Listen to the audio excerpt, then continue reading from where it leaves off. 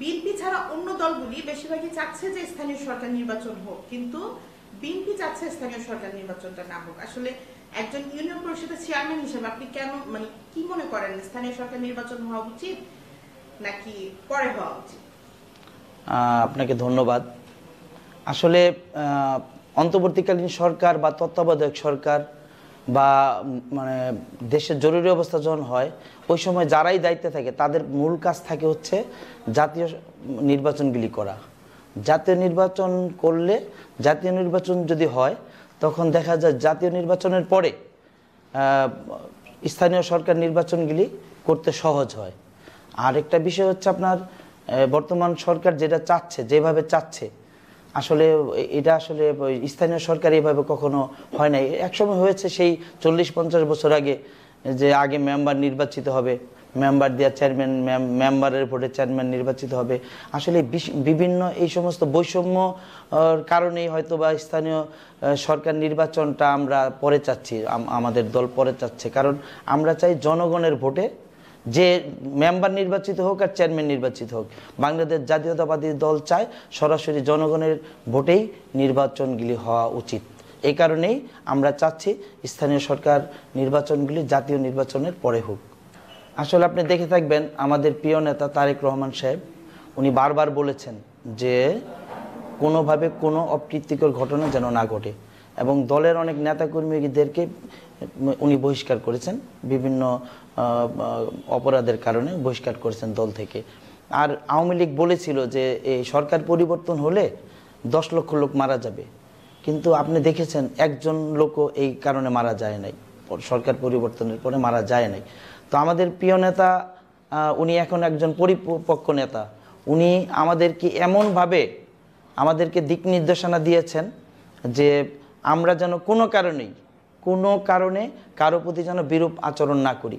আর আরেকটা জিনিস, উনি যদি এইভাবে আমাদেরকে প্রতিহত আমাদেরকে উনি না থামাতেন, আমাদের দলীয় অনেক অতি উৎসাহী নেতাকর্মী আছে যারা অনেক কিছু ঘটানোর চেষ্টা করত, কিন্তু তার এই নির্দেশনায়, আমার প্রিয় নেতা তারেক রহমানের নির্দেশনায় আমি মাঠে থেকেছি, আমি যতটুকু পেরেছি সমস্ত স্থাপনাগুলো শ্রীনগরে রক্ষা করার চেষ্টা করেছি।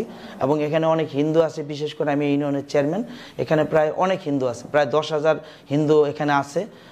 আমি চেষ্টা করেছি যে হিন্দুদের জানমাল রক্ষা থেকে শুরু করে, এবং আওয়ামী লীগের যারা ছিল তাদের যাতে কোনো প্রকার আইনের আওতার বাইরে গিয়ে যাতে তাদের কোনো ক্ষতি না হয়, তারা যদি অপরাধ করে মামলা হবে তাদের বিরুদ্ধে, তারা শাস্তি পাবে। কিন্তু অন্যায়ভাবে কেউ তাদের জানমালের ক্ষতি করবে, তাদের সম্পত্তি নষ্ট করবে, বিএনপির নাম ভাঙিয়ে বা বিএনপিকে কেউ হেয় প্রতিপন্ন করার জন্য এই কাজগুলি করবে, এই সুযোগটা কাউকে দেওয়া হয় নাই। আপনি জেনে থাকবেন আমি শ্রীনগর উপজেলা বিএনপির এক সময় যুগ্ম সম্পাদক ছিলাম, সিনিয়র যুগ্ম আহ্বায়ক ছিলাম থানা উপজেলা বিএনপির।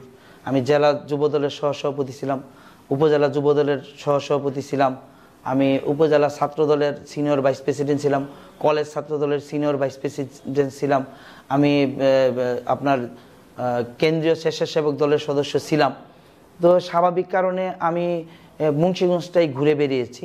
তো আমার থানা তো 14টি ইউনিয়ন, আমি তো আসলে ইউনিয়ন চেয়ারম্যান হলেও আমি তো ইউনিয়নের রাজনীতি করি না, আমি করি থানাব্যাপী রাজনীতি। কাজে আমি যখন শুনেছি বাগড়ায় ওই মেম্বার রতন সার বাড়িতে কারা দুষ্কৃতিকারীরা হামলা করেছে, আমি আমার সাবেক সভাপতি আলহাজ মোমিন আলী, সাবেক উপজেলা চেয়ারম্যান, তাকে নিয়ে ওখানে ছুটে গিয়ে আমরা ওখানে একটা মীমাংসা করে দিয়ে আসছি, এবং রতনের যাতে কোনো প্রকার ক্ষতি না হয় আমি বিএনপির নেতাকর্মীদেরকে ওখানে গিয়ে তাদের হাতে তাকে উঠিয়ে দিয়ে এসেছি। এরপরে আর কোনো ঘটনা এই পর্যন্ত ঘটে নাই। তো এরকম যেখানে বিক্ষিপ্ত ঘটনা শুনেছি ছুটে গিয়েছি, কারণ এখন যদি কোনো সমস্যা তৈরি হয় কোনো জায়গায়, মনে করেন আজকে বাড়িখালী ইউনিয়নে কিছু ঘটলো, এটা আসলে বিএনপির উপরে একটা কালার দেওয়ার চেষ্টা করা হয়, বিএনপিকে হেয় করার জন্য, বিএনপিকে বাংলাদেশের মানুষের কাছে খারাপ বানানোর জন্য বিভিন্ন ধরনের ষড়যন্ত্র চলছে। কারণ আপনি জেনে থাকবেন আওয়ামী লীগের নেতা, বড় বড় নেতাকর্মীরা চলে গেলেও কিন্তু অনেক ছোট ছোট নেতাকর্মী রয়ে গেছে, এবং বাংলাদেশে তাদের অনেক টাকাও রয়ে গেছে, তারা সব টাকা পাচার করতে পারে নাই। এই কালো টাকা দিয়ে তারা এলাকার মধ্যে একটা বিশৃঙ্খল পরিবেশ তৈরি করে বিএনপিকে হেয় করার চেষ্টায় লিপ্ত আছে। এই কারণে আমরাও সচেষ্ট আছি যে এই কাজগুলি যাতে তারা করতে না পারে।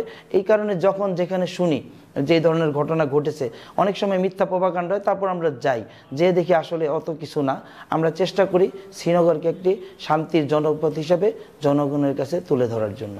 আসলে আপনি হয়তো জেনে থাকবেন, সপু ভাই কিন্তু একেবারে তৃণমূল থেকে উঠে আসে একজন মানুষ।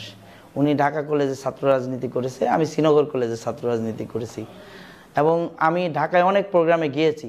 তাকে আমি সবসময় রাজপথেই দেখেছি। তো উনার বিরুদ্ধে প্রায় 300 মামলা। আপনি খবর নেন কার বিরুদ্ধে করা মামলা আছে। অনেকেই তো আসলে এমপি হতে চায়, টাকা দিয়ে তো আর সব কিছু হয় না। আপনি একটা জিনিস জেনে থাকবেন, আমি আগের বার যখন নির্বাচন করেছিলাম আমাকে কিন্তু ধানের শীষের মনোনয়ন দেওয়া হয়েছিল না।